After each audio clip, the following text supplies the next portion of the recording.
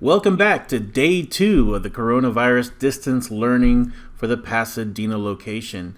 Some of y'all have already watched the video from yesterday's assignment and has already turned in that work to my email address. I appreciate that. For those of you who have yet to do the assignment, I need you to get on that assignment right away. Don't let it get to you, because on March 26th, everything is due. If I don't have that stuff from you, then you're going to have to make up those classes in person come April. So don't find yourself in that situation. Go ahead and get the assignments done as soon as possible, and that way we can go ahead and get you those grades and get you that credit. Now let's go ahead and open up our books to chapter 18. We're going to talk about distractions. Okay, now distractions is one of the leading causes of crashes out there for teenagers. You know, cell phones, music, friends. These are the things that you have to deal with when you're driving. And not only are there distractions inside the car, but there's also distractions outside the car. So we're going to briefly go over some of these things with you, so that way you have a better understanding of what distractions are and how you can better limit that risk when getting inside a vehicle. All right. So distractions inside your car, they include passenger and pets, right? So anytime you're talking to a friend or looking in that rearview mirror to make eye contact with a friend or looking over your shoulder to talk to a friend, all these things take your attention away from the task of driving. Same thing with your pets. Now, pets, of course, you need to make sure that you have them in a pet carrier. You do not want your pet sitting on your lap or walking around the car. If you care about your pet as much as a family member, you would make sure that they're safe. And another distraction you may come across is music. A lot of times, you know, when you're getting in your car and you want to listen to a particular type of song or a particular type of music, the best thing to do is go ahead and set up your playlist prior to actually getting in the vehicle and driving. A lot of students and a lot of people out there, they have access to their phone or their MP3 player, and it's going through their Bluetooth on their stereo. And all of a sudden they don't like a song or they want to listen to something different. They grab their phone and they start messing with the music icon and trying to go through all their albums and list of artists and everything else, trying to find that song that they actually want to listen to. That right there is going to keep your eyes off the road. If you're not looking at the road, then anything that happens during that time you're not looking, you're not going to be able to react to it. Your reaction time, it gets extended considerably. And if that's the case, then you may easily find yourself getting into an accident. It could be somebody jetting out in front of the road and you hitting them. It could be another vehicle braking suddenly because of some type of hazard that popped out in front of them. If you're not paying attention, you're going to find yourself hitting or getting into an accident, and it's going to cause a lot of damage and it's going to cause a lot of harm to you. So you want to make sure that whatever music you're listening to, if you are listening to music, make sure you have that playlist ready to go prior to actually driving the vehicle. Cell phones. Now, cell phones, of course, just like music, cell phones has everything on there. We got text message, we got phone calls, we got email, we got all types of stuff. And of course, in a world where we're always going 100 miles per hour, you know, you want to make sure that when you're driving, go ahead and put that phone on silent. Go ahead and put that phone, or even turn it off. That would be even better. Turn it off, put it in your glove compartment, don't even focus on it, leave it alone, and focus at the task at hand, which is driving.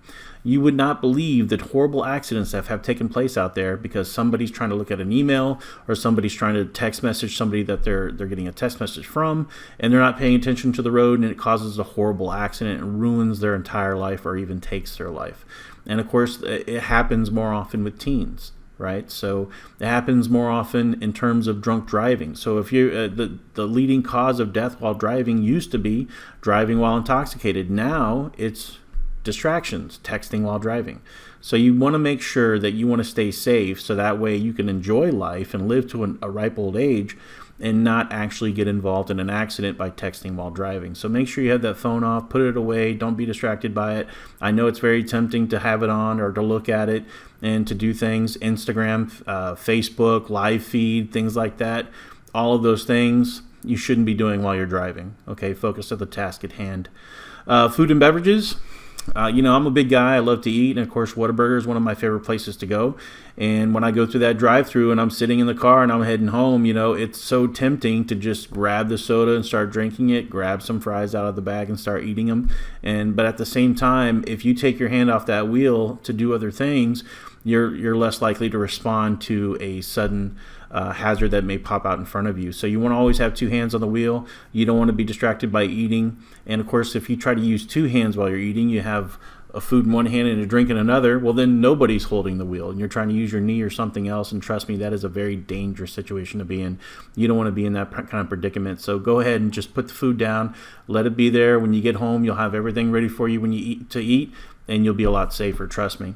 Grooming.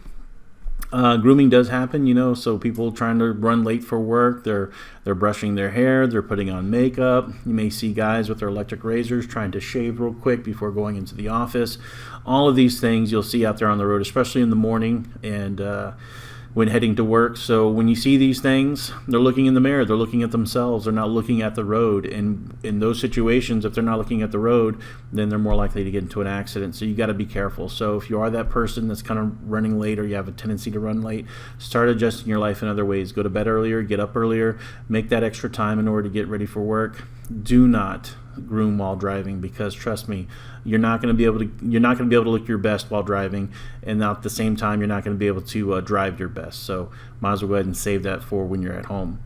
Other things, you'll find that in your book, other distractions you may see out there inside your vehicle. But let's go ahead and move on to distractions outside the car. Okay, now this is spring break time. Many of you may have went to the beach. You'll notice a lot of kids in their cars making a lot of noise, trying to be a distraction themselves, and it's easy to get caught up in seeing things on the side of the road or what other people are doing, and not necessarily what's in front of you or what's behind you or what's around you in terms of driving. So you got to be very careful when you're distracted by things outside your car. So seeing unusual sights, construction zones, when you see a lot of people a lot of workers walking around, or you see a lot of big tractor trailers and things like that, that's part of the construction crew, it may catch your attention, but at the same time you got to focus on the road, because you don't want to hit any of the construction crew that are out there. Then of course other traffic, if you see another car that's pretty cool, a Porsche or a Lamborghini or a Maserati, or something that you really like to see and you don't see often, may grab your attention. And then also, things like rubbernecking. So if there's an auto accident and there's a lot of police there, an ambulance and fire truck, a lot of times people are trying to look to see if they see that white sheet or dead body or how bad the wreckage is. Don't try to focus on that. Focus on the road. Focus on the task at hand, which is driving. That way you don't find yourself getting into an accident near the accident that you're trying to look at. And then, of course, other things that may be a distraction outside the car, things like sunsets, beautiful scenery. Once you start driving out towards West Texas into New Mexico, Colorado, Arizona, trust me, the scenery is breathtaking. If it's something that's really, really good and really, really beautiful, go ahead and pull that car off to the side of the road, look at a scenic point where you could actually take those photos and pictures and enjoy the scenery and enjoy that moment. But don't do it while you're driving. Focus on the road, focus on the task at hand. Don't be distracted. Okay. Alertness. This, of course, goes back to your book, different types of alertness. Now, when we stay alert while driving, there's a lot of things that we got to focus on, right? So we have a lot of divided attention. So what you want to do is you don't want to focus on one thing too long. Don't find yourself just kind of staring at the back of the car in front of you, or getting into that highway hypnosis where you just kind of start to daydream and zone out because everything you're seeing is just constantly the same and you're getting bored in the task of driving. So continue to move that focus around. That's why SIPDE is so important. You're constantly searching, you're constantly identifying. So if you're actively engaged in SIPDE, then you'll be able to stay focused within your attention span. Even though your attention's divided, you're still focused at the task at hand of driving. Okay, so only focus on a few things at a time. Don't focus on things too long. Be able to scan to different areas and identify multiple hazards. Multitasking, it's part of divided attention, but it's part of the driving task. You got a lot of things going on while you're driving. Everything from your speed to your to things around you, hazards that you may have to confront and predict and decide and execute. So driving requires focus on several things at once. Don't daydream if the driving gets too boring. And of course, moving from one task to the next keeps you attentive. All right, so what we're going to do now is we're going to go ahead and move over to our website. And what I want you to do is go to allagesdrivingschool.com. Go ahead and go over here to more. Click on resources. All right, now once you're there, go ahead and scroll down. click on the driver's ed textbook workbook, and we're going to go ahead and head down to distractions, okay, which is on page 70, right, for chapter 18. So let's go ahead and move all the way down to chapter 18, page 70, and we are going to focus on the assignment of distractions, okay. So let's see here, 70, 69, 70, here we go. And let's go ahead and make this a little bit bigger, all right, so that way you see what we're dealing with. All right, so we're going to go through this real quick. That way you have some information about distracted driving. So which of the following distractions is most likely to cause a young driver to crash? A, lack of driving experience. B, other young passengers. C, lack of familiarity with the vehicle they are driving. D, poor vehicle maintenance. Now, of course, all of these could be problems while driving, but at the same time, which one is a distraction? That would be B, other young passengers. Number 2, the biggest issue with using cell phones while driving is A, holding the phone while steering. B, mental distraction. C, having to view the cell phone display. Or D, ringing the cell phone. So the biggest issue with using cell phones while driving is basically having to view the cell phone display, okay? And it's also a mental distraction, but if you actually look at the display of the cell phone, are you looking at the road? You're not looking at the road. So anytime you're not looking at the road, anything could happen and you're not going to be prepared for it. 3, collisions involving cell phones are twice as likely to be A, side-on collisions, B, rear-end collisions, C, head-on collisions, D, low-speed collisions. Most cases it would be a rear-end collision because you are basically not looking in front of you and the car in front of you brakes suddenly, and then all of a sudden you're going to go ahead and hit that person from behind. But of course right here, C, head-on collision, that is by far the most deadliest crash you can be in.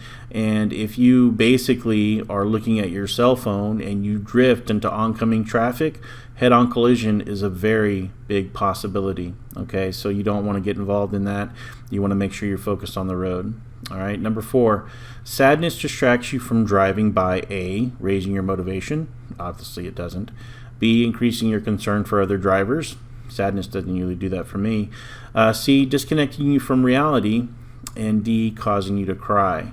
So in ways it actually distracts your driving is C, disconnecting you from reality. A lot of times when you're thinking about other things in the task of driving, then it's that you're thinking about, not the reality that's in front of you, which is driving task.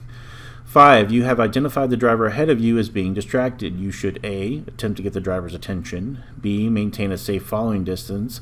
C, pass the driver as soon as possible to get away from the danger. D, pull over and wait for the driver to move away from you. You want to go ahead and try to get as much distance from that person as possible. Maintain a safe following distance. If you see that they're distracted, it happens all the time. It may be briefly. How long their distraction is based up to that person, but go ahead and maintain a safe following distance. But that's true in every situation. You always want to maintain a safe following distance, but of course if you see something that could potentially be a hazard, go ahead and give yourself more distance between you and that driver. Number 6, if you react blank slower because of a distraction, the chance of a crash can double. A quarter second, 1 second, half seconds, 2 seconds. All right. If you react a quarter second lower because of a distraction, the chance of a crash can double, right? Because reaction time is a second and a half, right? A quarter second or even a half second is enough to increase that chance of getting into an auto accident. Number 7, the best time to address distractions that can affect driving is A, while driving, B, before driving begins, C, at the end of the trip, and D, none of the above. And of course the answer would be B. Before you drive, go ahead and get all those distractions that you may have to worry about while driving. Go ahead and take care of them then. Turn off your cell phone, create a playlist of things that you know you're going to listen to and you're not going to change the channel on, and make sure that, the people in the car are not going to be a distraction. You don't want your friends doing things that would possibly get your eyes and mind off the road. 8, wandering, disconnected thoughts while you are driving are usually a sign of A, physical exertion, B, lack of sleep, C, mental exertion, or D, lack of oxygen. Okay. Usually it could be a lack of sleep and mental exertion. You could be mentally tired, but also at the same time, you could also be lacking sleep, which of course affects your mental state regardless. So, number 9, which of these is not a useful guideline to help control your emotions? A, plan ahead. B, accept everybody to obey the rules. C, don't drive after an argument. Or D, leave yourself extra time to travel. So which is not a useful guideline? B, you can't control other people, so expecting everybody to obey the rules is not going to happen. When you get out there on the road, you're going to see people break the rules all the time. You're going to see them weaving in and out of traffic. You're going to see them speed. You're going to see them not use their blinker. You're going to see them tailgate. You're going to see a lot of people do a lot of things that you know they shouldn't be doing, and therefore that could be an issue that can affect your emotions, but it's not a guideline that would help you. So don't expect everybody to follow the rules, but expect yourself to follow the rules. 10, which of the following are distractions inside the vehicle? A, passengers and pets. B, music. C, food, beverages, and smoking. Or D, all the above. Obviously, all the above. When is the best time to familiarize yourself with your vehicle controls? A, while driving. B, stopped at a traffic light. C, on the interstate. Or D, before driving during your pre-drive protocol. Yeah, you want to take care of everything in the pre-drive protocol. You want to look at your dash, make sure any signals or signs that are on, everything is working perfectly. You don't want to have to deal with those issues while you're driving. So go ahead and pay attention while you're getting ready to drive in your pre-drive protocol, and I guarantee you'll be a lot safer. Number 12, when is the best time to text message in a vehicle?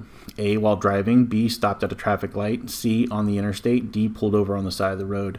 D, pulled over on the side of the road. I'd even take it a step further. D, pulled over into a parking lot. That's the best time, because even on the side of the road, things can go wrong because you're near traffic, right? So if you really want to be in a safe place, go ahead and pull off completely into a parking lot. That way you go ahead and do all the text messaging you need to do.